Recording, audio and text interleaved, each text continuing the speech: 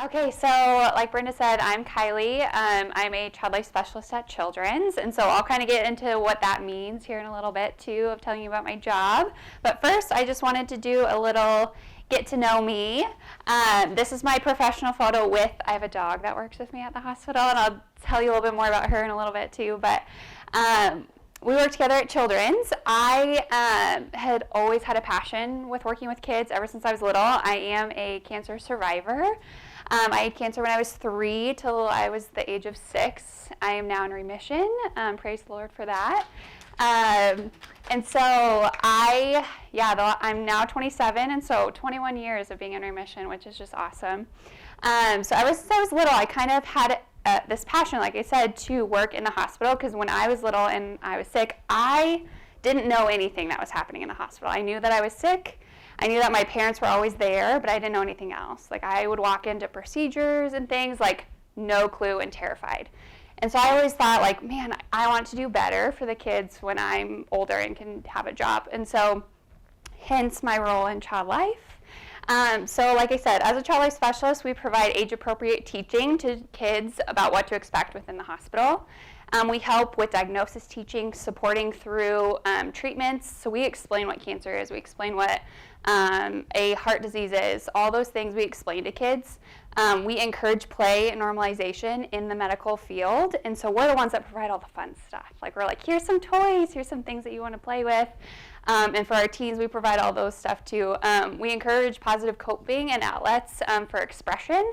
And so as child life, I just like to tell kids in the hospital, I don't like surprises. So I'm going to tell you exactly what we're going to do in a way that they'll understand. And so that's like a few things that I love about my job, is just that we can break down the hospital just so kids understand what we are doing while they're there. And like I said, my girl Frito is her name. She works with me. I just got her literally almost a year ago, actually. I've been a child life specialist for 4 years, and so I got Frito a little less than a year ago. And she is owned by the hospital, and she works with me as a child life specialist. So we work together by, like I said, normalizing the hospital. And so she does that by helping me show kids like what a CT scan is and how to do it. Like, she'll go up and the table will go into the CT scan, and just showing kids that it's not going to hurt them. Like, they want to believe us, but do they really? Like, we show it via Frito. So Frito is an awesome tool that I get to use at the hospital. It's a layer of comfort for kids, especially when they're like, there's all these medical people, we're all wearing masks, like, who are you? Frito walks in and they get an instant smile. So she is just a joy, as you can tell. Look at her cute little face. But yeah, so we, like I said, just work together at the hospital, and it's just been so fun just to help normalize the hospital for kids. So that's a little bit about my background as a cancer survivor, and then what I do in my job at Children's. So a little bit about what we're going to learn today is what I do on the daily. So we're going to talk a little bit about the reality of cancer and why we talk to children about it. Developmental understanding, we're going to break down each of these for each age group, ways to help, and then activities, and then resources at the end. You guys do have the PowerPoint itself. I love taking notes, so I wanted to print you guys that as well. And then all of the resources are also printed as well, because I wanted tangible ways that you guys could utilize them as we leave here today. So yeah, let's just get started. So reality of the new norms. As you guys all know, cancer changes lives. And so whether that's your own personal well-being, work situation, community, family, every realm is impacted. Life forever changed. Not only your own, but the ones around you. And so I think it's just really important to, as you guys know, in your own personal lives, pause for a second. Who's professionals in here that work with kids? Just so I know. And then who are just people that have kids that want to help their kiddos understand? Just in a round? Okay. I just wanted to see like who I was talking to at the moment. So as an adult with cancer diagnosis, or someone that is a loved one, or if you work with these diagnoses, it's hard to like wrap your thoughts around how to cope with your own personal diagnosis, let alone thinking about the people around you. And I feel like kids get left out of that because there's a lot of myths that we believe that like kiddos won't understand, or, oh, they're too little, like we shouldn't explain it to them. So coping in itself involves multiple different things, like mental and physical actions. So as we think through those as adults, I just wanted to break those down of ways that adults cope, and then we'll talk about ways that kiddos cope as well. And so our first little section here from the CDC, as adults are coping with stress, one needs to realize the physical and emotional reactions that their own selves has to stress, such as like disbelief, feelings of shock, anger, difficulty sleeping, physical reactions to stress. Stress is totally natural and we feel it in our everyday lives, but just taking that in as your own as an adult, and knowing one's self of coping in that.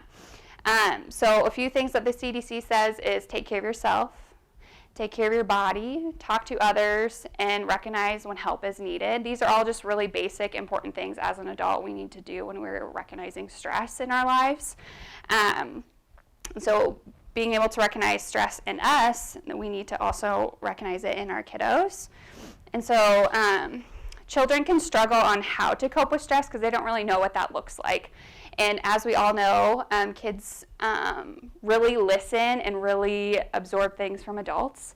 And so there are several ways that kiddos can feel and express things. So they can express through concerns, feelings, and stress. Many reactions depend on the individual child as well as their age and developmental level at that point. We will go further into the developmental aspect, like I said, later in the presentation, and expressing their emotions as well. But to better understand kids, we want to maintain a normal routine. Talk and listen and encourage expression is really important. Watch and listen, reassurance, and connecting with others, whether that's family or peers. So we just I wanted to break down adults and kiddos stress and ways that we can help with stress. Leading into why tell children. We all know that kiddos watch our actions and listen to what we're saying. There's probably some really funny stories that everyone has of kiddos saying things maybe they shouldn't have said that we accidentally said, or just funny actions that they've seen us do that they then repeat. So when it comes to having a cancer diagnosis, honestly, there's no way to keep it a secret from a kid. The kiddo's going to see different changes in your actions or physical changes. And like, what if your kiddo hears it from others, or hears it from grandma or grandpa or a coworker or something as they're reaching out to check in on you? And then once the treatment starts as well, they'll see the physical changes of like hair loss and body changes as well. So the more effective a child copes, the more effective they learn.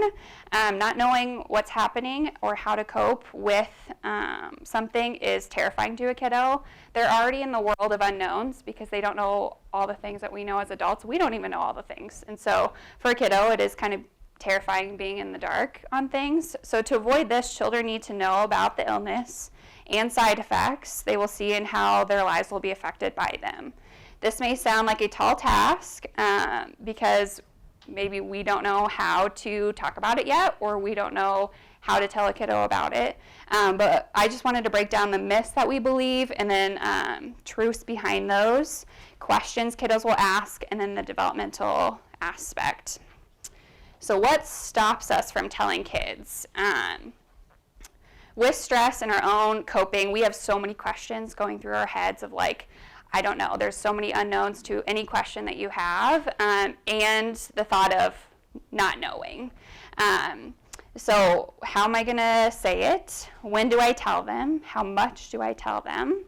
What if they ask me questions I don't have the answers to? These questions and thoughts are all super valid, and every adult goes through these. I believe that there is going to be fear, and in having these hard conversations are not going to be easy. But I just want to encourage everyone in the room to pass it along, that to have those conversations. It's really important. And I just want to remind you, you guys all know the kiddos in your lives best, and the ways that will help them cope with this information. And so giving them the opportunity to feel, ask questions, be a part of the family and the emotions is really important for a kiddo and their development. On to our next, about myths. So A child should be a child. If I show my emotion or cry, I will make my child cry or feel sad. Children should not have to deal with adult problems.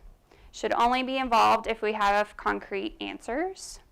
If I don't tell them, they will not worry, and they won't understand anyway. These are all super valid things that people do think just in the midst of our society. And in my job as a child life specialist and in my own personal experience, I think that these are myths. And I have reasonings behind all of them, about truths about them, but I totally understand that these are things that they seem like a tall task, and it's just hard to even think about telling a kiddo when you don't even know if you can really talk about it yet. So, like I said, these are the myths that I wanted to go through, and then about some truths. So, a child should certainly be allowed to be a child and to receive all protection necessary to safeguard their development. It is okay to be sad and show your emotions with your kiddos, because it is a very emotional time with a cancer diagnosis or someone that you know having a cancer diagnosis, because there's so many scary things in that. So it's okay to bring the kiddo in on those emotions, because they have their own emotions that they'll express during that as well. A child's healthy development depends on being allowed to engage in the world, and so with that, like we just said, like letting them feel those emotions with you, because in our world, like they're all going to experience their own personal emotions and things, and if we can teach them ways of coping through those emotions and different outlets that help them, this will be super beneficial as they get older. There may never be concrete answers, like with most of us that know anybody with cancer or has had cancer or has cancer currently. As medical professionals, we don't know. We don't have the concrete answers that this medicine is going to work. And so if we're waiting for that to then tell our kids, it's never going to happen. And so we, in the time, just need to be open and honest with them in the midst of our diagnosis. And so a child's participation and knowledge of situation has to be proven to be very beneficial and effective for kiddos as they're developing through their life. They will go through, if it's not with your own cancer diagnosis, it will be with somebody else in their life. And so just trying to teach them throughout their life the different ways of coping is super beneficial. So those are just a few myths and truths that I wanted to talk over that we believe sometimes in our society and the truths behind them. So sources of stress. So we talked about different ways adults and kids cope with stress, and then some myths and truths. So what are ways that we need to help kiddos in these sources of stress? So a lack of information, like where the parent is, or where the caregiver is, or where's grandma and grandpa, what is happening, how long will they be away. So if we don't answer some of these questions for kiddos, they'll feel a lack of information. Also, fears in the unknown can be another big source of stress for kids. Internally, feeling unbalanced. If they don't feel like they know what's going on, they feel a set of uneasy in their routine daily, because usually they know what's going on. So if they don't know what's happening internally, they're going to absorb that and not know how to handle those emotions that they may be feeling. Feels of helplessness. If they're seeing their caregiver express stress, but they don't know what that stress is, they're going to feel like, oh, how can I help? But I don't know how to help. And so if we don't give them ways that they can help, the kiddos just feel kind of in the dark with that. So imagination and misconceptions. So as you guys all know, with kiddos in your own life, kiddos have a really great imagination. And so if they start imagining things or having these misconceptions about cancer or about chemo or the words that they're hearing, these just manifest and get bigger.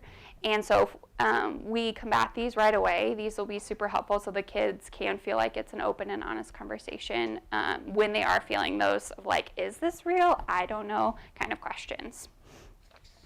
And so ways to help in these stressful situations is to talk to them. Help by explaining the diagnosis.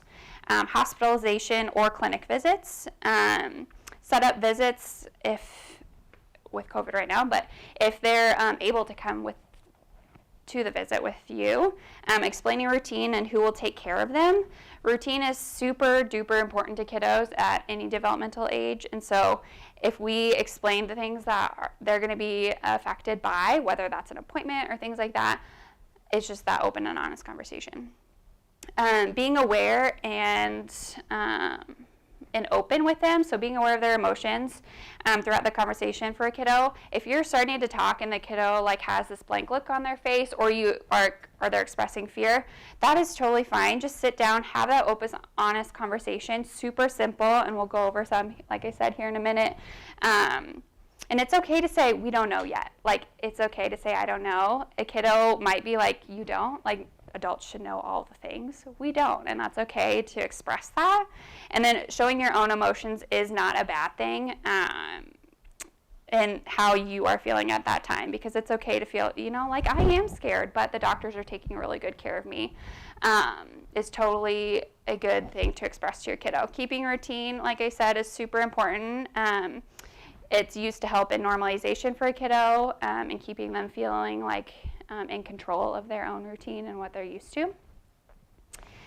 Encouraging ways to help. So I like this a lot. I work with a lot of kiddos with cancer, but then their siblings as well. And I'm always like, what could your sibling do while you're not at home? Like, could they take care of your stuffed animal? Could they take care of this plant?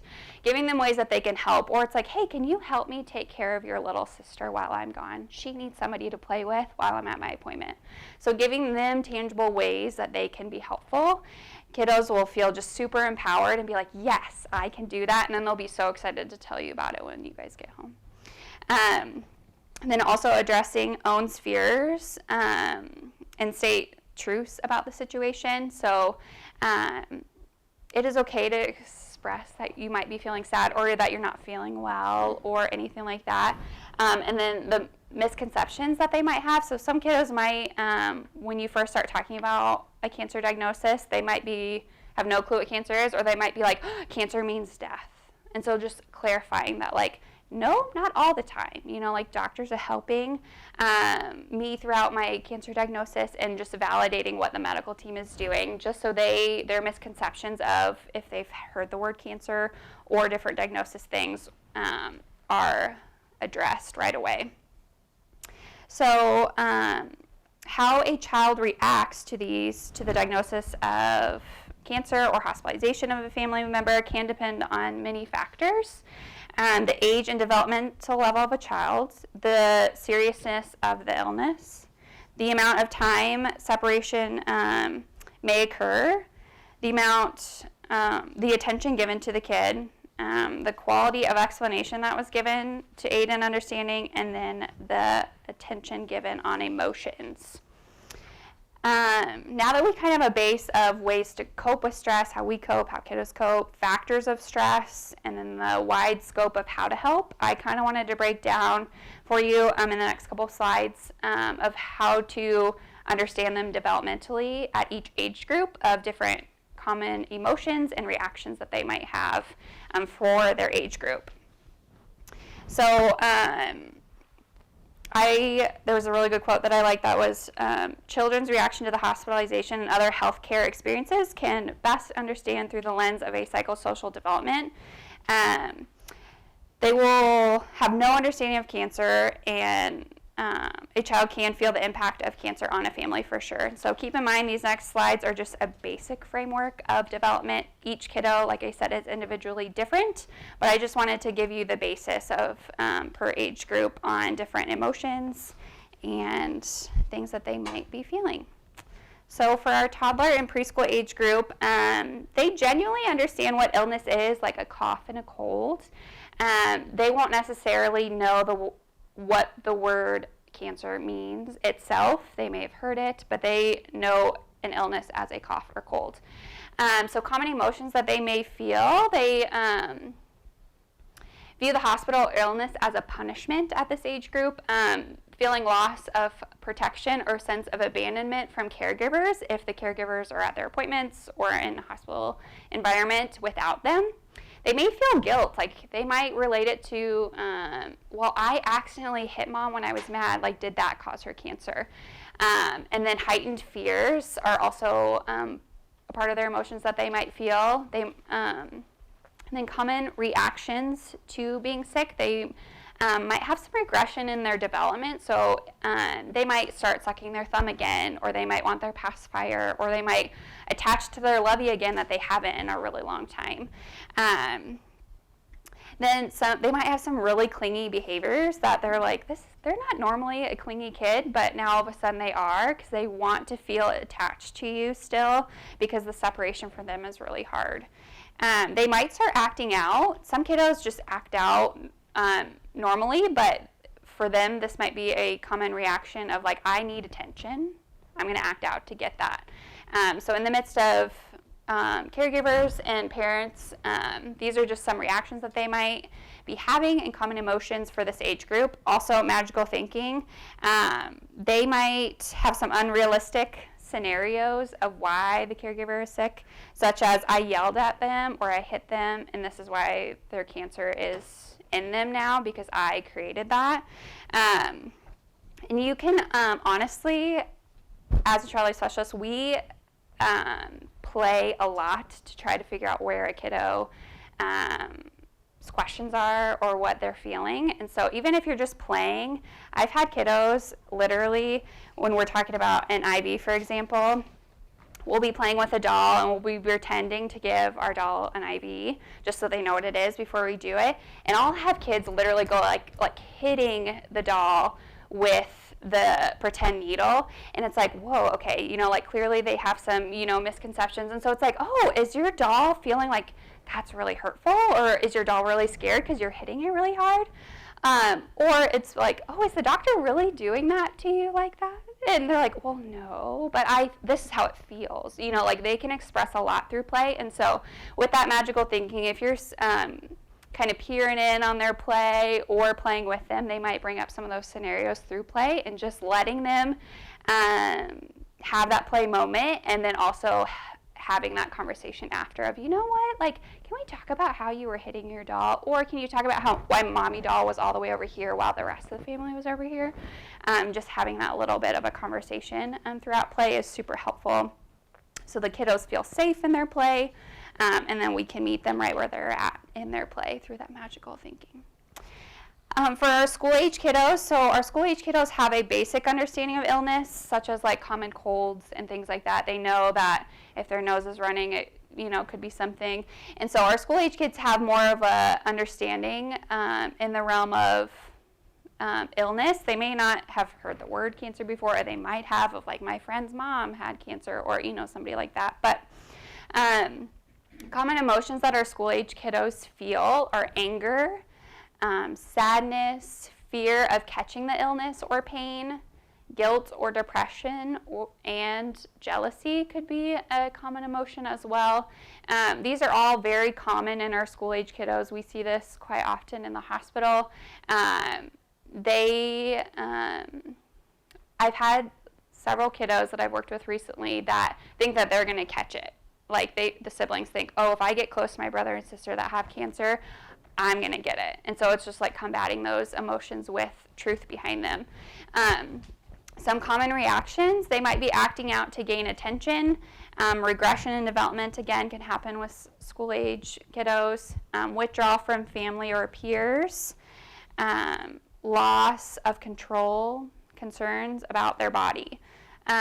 So the concerns about their own body, they might feel, the school age is very aware of their own personal body, so they might feel embarrassed if a caregiver or somebody is losing their hair, or they're like, ooh, because they're just very aware of their own bodies. And so just being aware of these common emotion reactions are super helpful, and just understanding where they're at in their developmental stage. And so next is our teen group. So some common emotions that our teens might be showing are showing of anger, depression, fear of future, and jealousy are common emotions for teenagers. Teenagers are very quick to shut down, from my experience working with them. or they can be very expressive in their anger as well. And so just being aware of these emotions and ways that you can help them.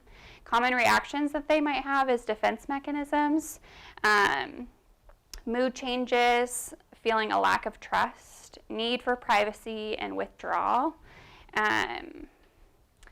These are all very common in most of our teens, but like I said, every kiddo and teen is different. So if none of these relate to any of your kids, you just need to help your kiddo in their moment that they're in at that time. And so, yeah, for teens, yeah. So jealousy for a lot of our teens, if they see, I had a teen not too long ago that she had been in the hospital, but she was jealous that all of her friends were doing normal friend things and she was stuck in the hospital. And so for kiddos with adults that have cancer, they might be like, my family is never together and Susie's family always has dinner together, or they're always at my sporting event. So they're just feeling that sense of jealousy in not having their normal family system together. Yeah, no, that was a really good clarification. Thank you. But yeah, they just, every age group expresses different things. And so I just wanted to give you a basic framework of what each of those looked like for each common reaction and emotion in the midst of feeling stress of the unknowns. So with any age of kiddo, you can provide facts that allow them to lead the conversation. In my conversations that I have with kiddos a lot, I like to give them a basic intro of things and then let them lead the conversation with their questions and with their misconceptions that they might have. Kiddos will go off on the most random tangents, like everyone knows. So you might need to refrain back a little bit of getting back onto the topic. But honestly, kiddos will express things during a conversation that you're like, man, I would have never thought that they would think that. So from my professional experience, keeping the conversation simple and allowing them to ask questions and share thoughts is way better than overwhelming them with a significant amount of information that they're like, I don't know what that means. And we've all felt that, honestly, in healthcare in general. Doctors say things and you're like, I don't know, let's bring it down a little bit. And so the next few slides, we are going to go through ways to have the conversation about planning ahead, and then also we're going to go through different questions that are commonly asked with cancer and things like that. And so as we're going, if you guys want to ask different questions on different things too, just let me know. So beginning the conversation is often the biggest stumbling block for parents who want to talk to their kiddo about the cancer diagnosis, but honestly have no idea like where to start. And that's like with anything, with any big diagnosis. You're like, I can't even process my own thoughts. How am I supposed to talk to a kiddo about it? There was a really good quote from another child life specialist who wrote a child life from another perspective. So whom works with the caregivers and points out to remember the 3 C's. The illness is called cancer. It is not catchy, and it is not caused by anything that the child did or did not do.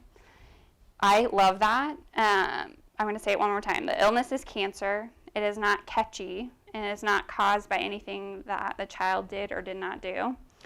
By furthermore stating that this method is to allow a child to give it a name, let them know that they cannot catch it, avoids the misconceptions that they may have about catching the illness, like they could get at school or the grocery store, as well as reassuring them that the illness was not caused by them, because a lot of kiddos, especially school age and under, will have those thoughts that they caused it somehow.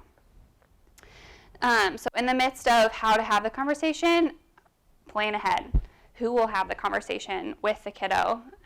Talk about what you want to, or think about what you want to say to them before you say it. Whenever I'm going into a conversation with a kiddo who I'm going in to talk about cancer, or the siblings who I'm about to have a conversation with about their sibling who has cancer, I have a few bullet points of like, I'm for sure want to talk about these 4 things. We'll see where the conversation goes after that. Think about the possible questions the child might ask throughout the conversation, just so you feel a little bit prepared. And then remembering that it is an open and honest conversation.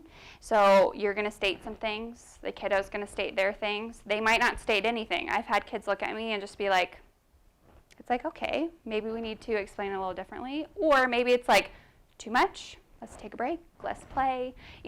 Reading the kiddo's body language is super important in that open and honest conversation.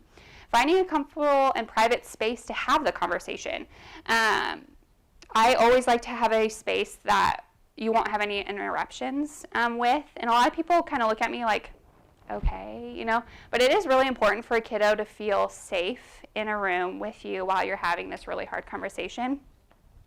I always like to so if I'm in a room, I always like to have a door accessible. If they want to get up and run out of the room, they totally can. I always want to have toys in the room, depending on the age group or whatever the kid likes. If I'm working with a teen, we might have a journal there, or we might have some adult coloring. Just so in the midst of the conversation, if the kid is like, I need a break, or I'm not focused right now, let's regroup in a little bit, they can do their thing. Also having Kleenexes and different fidgety things. So during the conversation, they feel like they can be doing something if they're really fidgety and can't sit still. And to also have those Kleenexes, if it is a school-aged teenager, they feel like it's a space where they can express their emotions during the conversation. And then I also usually just have water or, like a snack or something, because you never know how long you're going to be in a room with a kiddo. They might ask 2 questions and be done, or they might want to spend an hour in play while they're talking through, well, mommy went to this and then she went to this, and so you're just kind of letting them express what they want to express and express those emotions.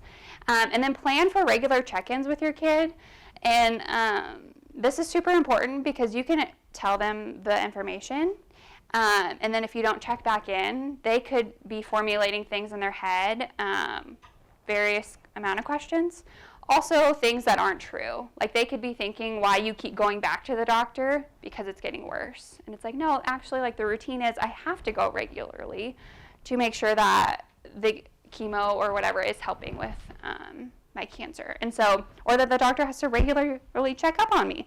And so just plan for those regular check-ins with kids just so you can keep combating if there is misconceptions or questions throughout. Because a kiddo might be fearful of asking the questions because they know you're going through a lot. So just being open and honest throughout. My next part is questions. So prior to the separation, a child might have seen like heightened things from the adult's behavior, appearance might be happening, ability to relate. So questions are running through the kiddos' heads the whole time of like, I don't know how to ask them. Maybe they don't want me to ask why their hair is falling out, or maybe they don't want me to ask them why they're going to the doctor. And so we want to allow them to ask questions during this whole process, just to clarify the fears and the common questions they have. So my next slide is 10 questions that a kiddo might ask, and we're going to break down each of these in the next couple of slides. But what is cancer? A kiddo will be like, some are like, I have no idea what that word is, or I've heard that word because so-and-so's relative had it, and I don't know anything else about it. How long will you be sick? Like I said, most kiddos know of a common cold, things that they can catch at school. They don't know how long cancer is. It could be just a 6-month treatment, or it could be a 3-year or a longevity lifespan change. And so answering that question for them, who will take care of them? The routine, like I said, is super important for kiddos, so letting them know who's going to be picking them up, who's going to stay the night with them, and all those things, just so they know who's taking care of them. Will I get sick or catch it from you if I give you a hug or give you a kiss or anything like that? Did I cause this? What is chemotherapy, radiation? A lot of those words are really big for kiddos to understand. We say things at the hospital all the time, and kids are like, and I'm like, child life coming right here, we're going to send it to you in a way that you'll understand by pictures and things like that. So why do you look different? This is also another thing. So sorry. Another thing, kiddos have no idea that it can relate to side effects from chemotherapy or things like that. So explaining that to them. Do people die from cancer? Are you going to die? Can I tell other people about your cancer?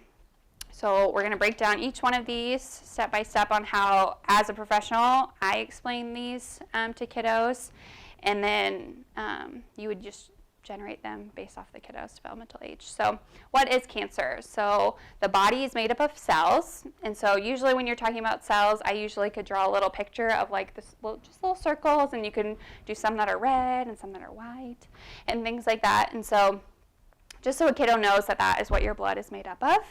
And then you can formulate that too if it is like a tumor, or if it's in your blood, just explaining like that cells run through our blood, or if there's a group of cells that aren't unhealthy, explaining that as well.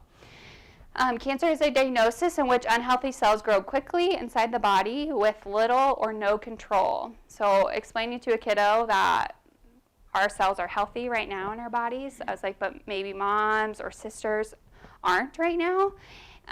These cells crowd out the healthy cells, and they make the person feel sick. So relating it back to whoever you're talking about. So it'll be like, well, you know how grandma felt really sick and she didn't know why she was feeling sick? It's because these cells were growing in her body. To get rid of these unhealthy cells, it usually requires medical care or certain medicine.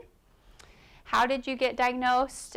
Explaining that there's tests that can be done, and so whether that's a blood test or a CT or MRI scan, spinal taps, or bone marrow.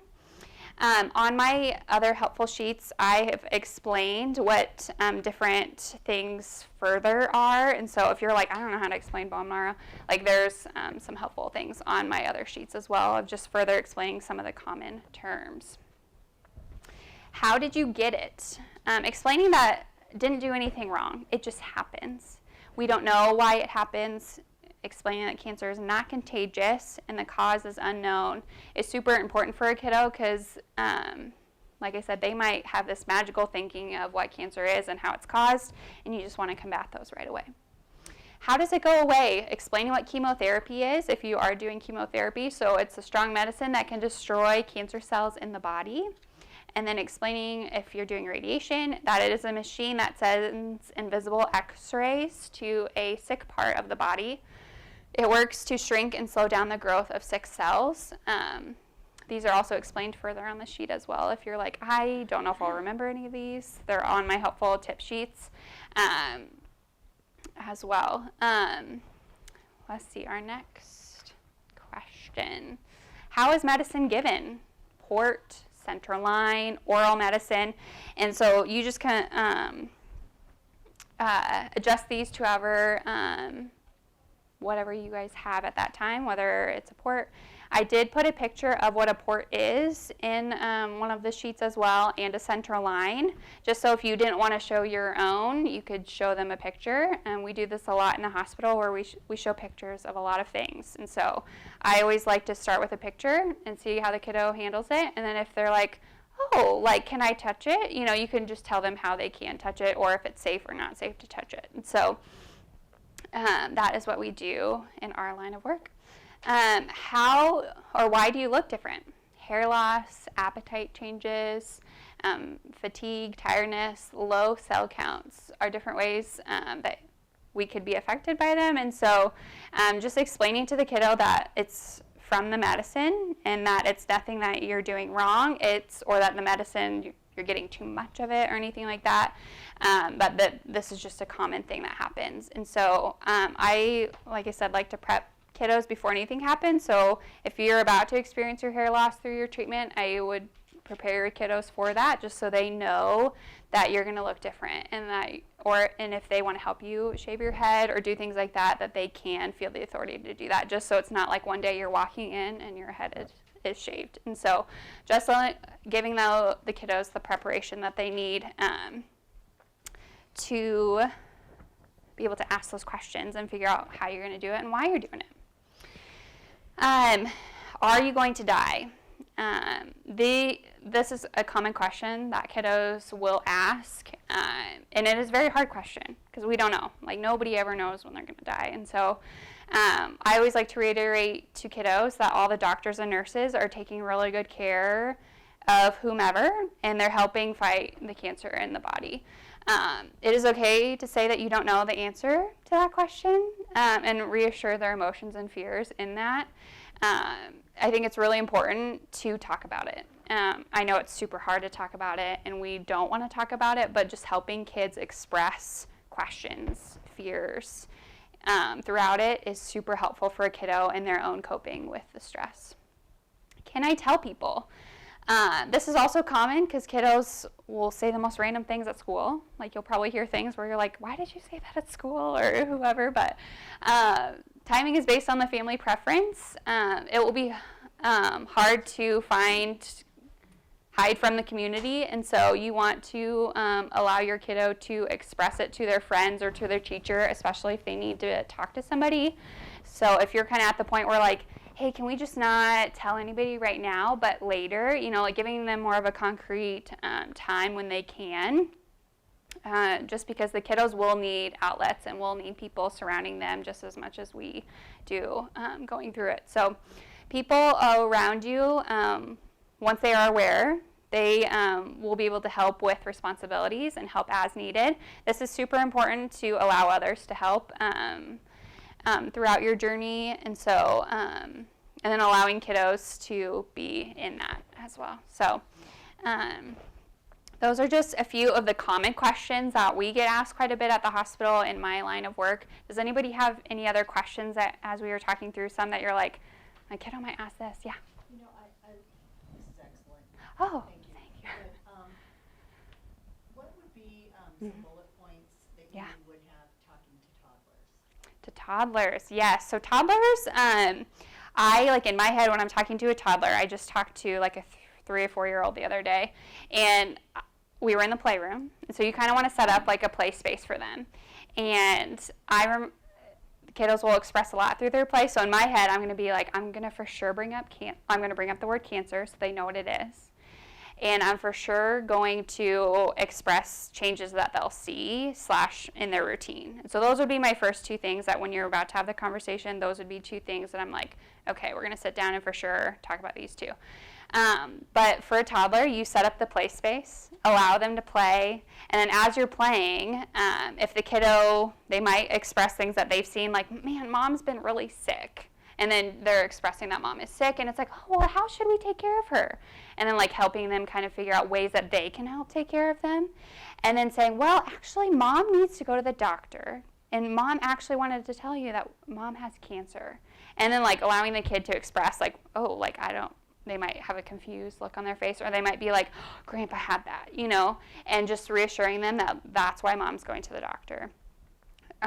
With the toddler age kiddos, they have that magical thinking, and you want to have those concrete words.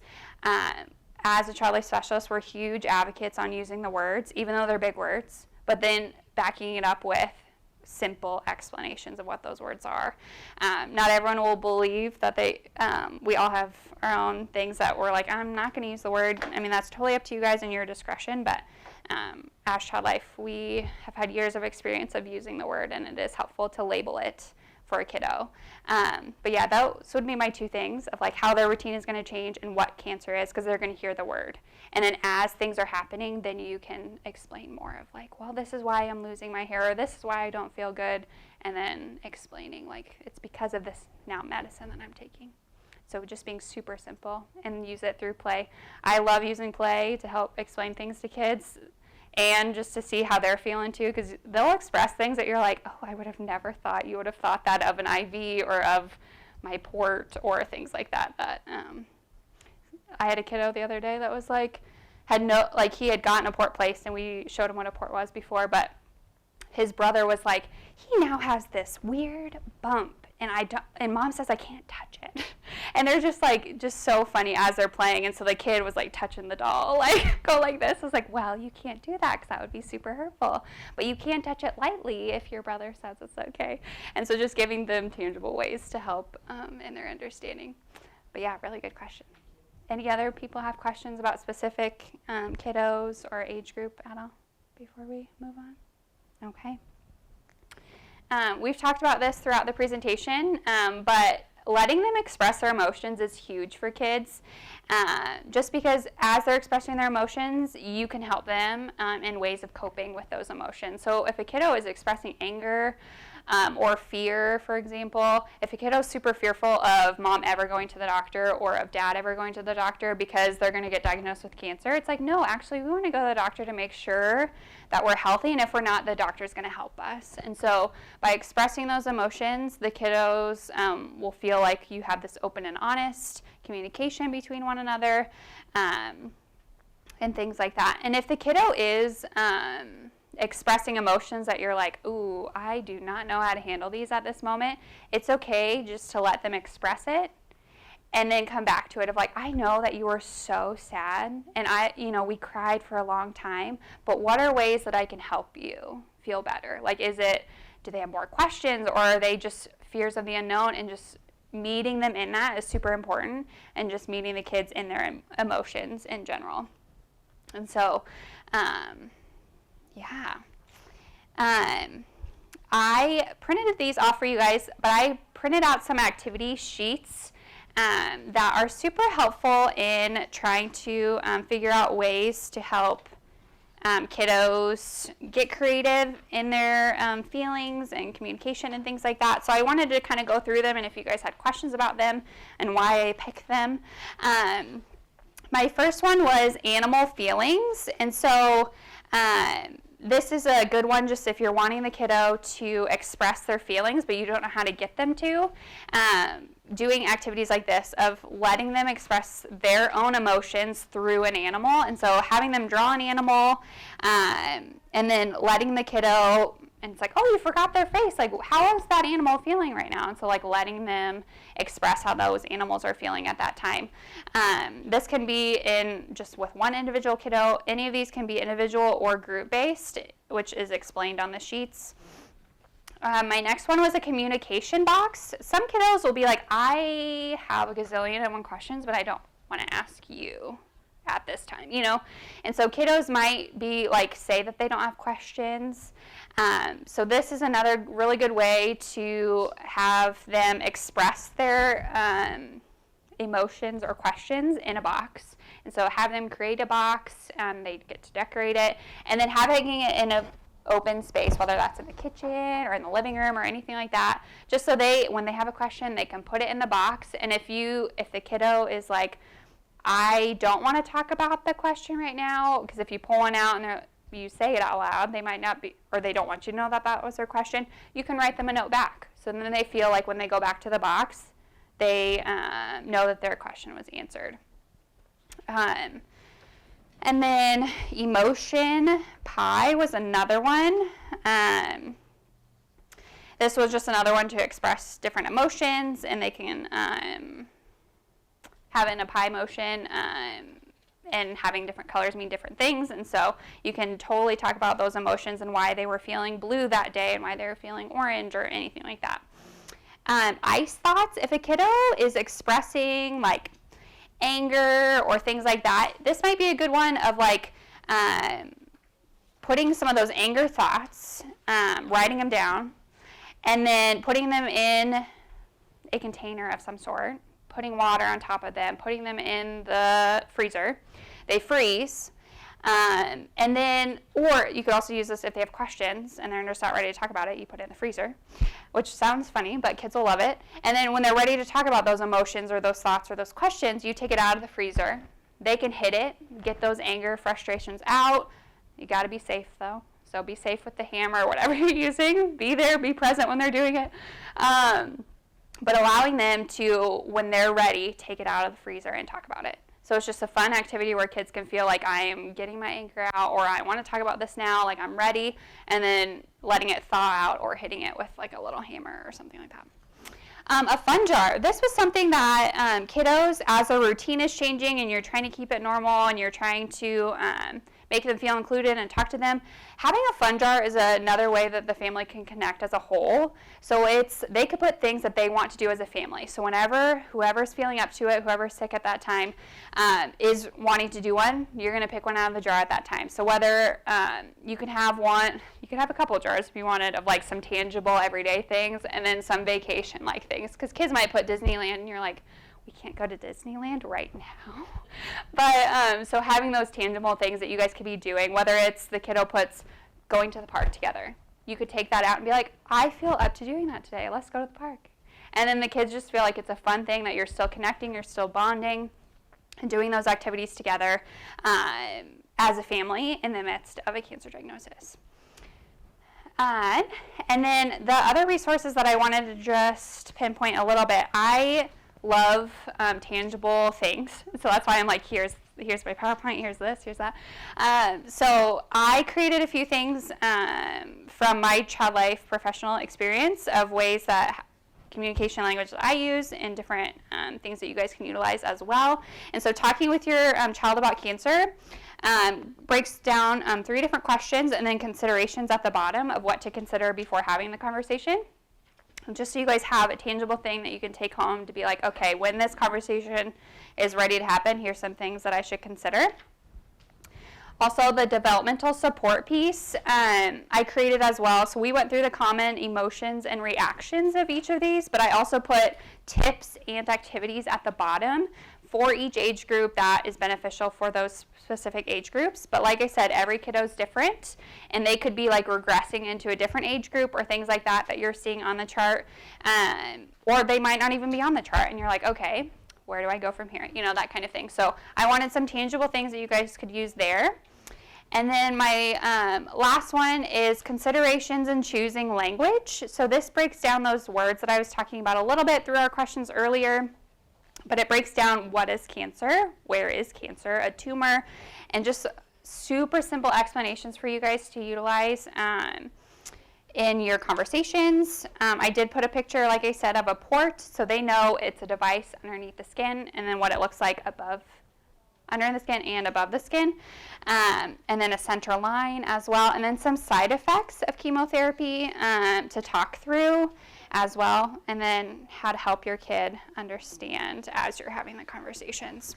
So I hope that these are helpful and tangible ways that you guys feel like you can take home in your conversations with kiddos. Anybody have any questions or things that they want to talk over at all? Yeah. Could you address a little more on like delayed teen grief? Like Yeah. the loved one has passed. Yeah. Ways to help or resources that might be out there? Yeah. So with delayed teens,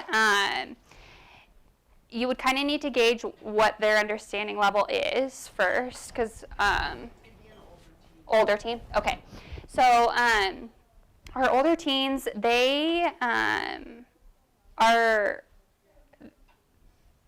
So they're They're delayed. Awkward stage. Okay, but developmentally they're not delayed. It's just a teenager. Right. It's just a teen. Okay, sorry. I was like trying to think of a delayed teen. Yeah. Okay, perfect. Yes. So I would recommend, like, you're totally good, having a conversation with them, and if they're like not wanting to talk about it at all, having a support group, I always recommend to any teen with grief specifically, like Grief's Journey, a teen support group where they feel that they can go and express their emotions if they don't want to with their loved one. Or someone in the family, because they don't want them to see that side of them at that time. At some point, hopefully, they'll open up to that realm. But I would highly recommend a support group for them, just because I feel like most teens are very closed off with the ones closest to them. And so trying to figure out an outlet for them to feel safe and to have somebody that is knowledgeable in the topic too. So that would be my first recommendation, is a support group for sure, whether that's through Grief's Journey or anything like that. So, are you okay? Tickle in your throat. You're totally fine. Any other questions or things that might be helpful for you guys as we venture out? Yeah. What's your bachelor's in? So I have a bachelor's in early childhood and counseling, and then I have a family life minor. So I kind of compiled several different things to be a child life specialist. But It's funny, all child life specialists have a little bit different realm. So I studied those 3 things, and I've had friends that did psychology, and I've had some do the medical side of things. But we all come into the medical field during an internship and practicum, so we are learning all the medical terms once we get in, and you're like, how do I explain this? But you learn as you go, so it's awesome. But yeah, I'm very young in my career, but I love what I do, and I love to say that, so it's awesome. Yeah. Okay, well, thank you guys so much for listening. Thank you.